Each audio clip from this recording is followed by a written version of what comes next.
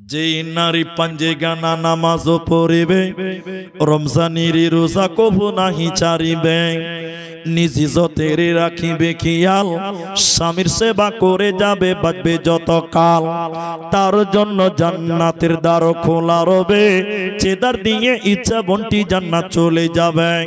আরো একটি ভালো কথা শোনো দিয়া মন, পুরুষের জন্য নারী অমূল্য ধন, দুনিয়াতে যত ধন পুরুষের আছে সবচেয়ে অমূল্য ধন নারী তার কাছে।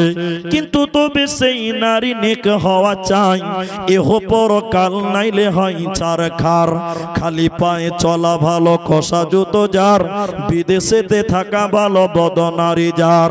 শোনো হে পুরুষ জাতি, কোরআনে ফরমান, তোমাদের নারী যদি হয় না ফরমান, প্রথমতে বুঝাও তারে নানান প্রকারে, তাতেও যদি না বুঝে বিছানাতে দেহ জোদা করে। এই দুই প্রকারে যদি ঠিক নাকি হয়, আদরের মারো তবে কিছু মারা যায়, অযথা মারিলে মারা আল্লাহ নারাজ হবে, কিয়ামতের কোটে আল্লাহ হিসাব কষিবে। অতএব যে মেয়েটা চারটা গুণে গুণান্বিত হবে, নবীজি বললেন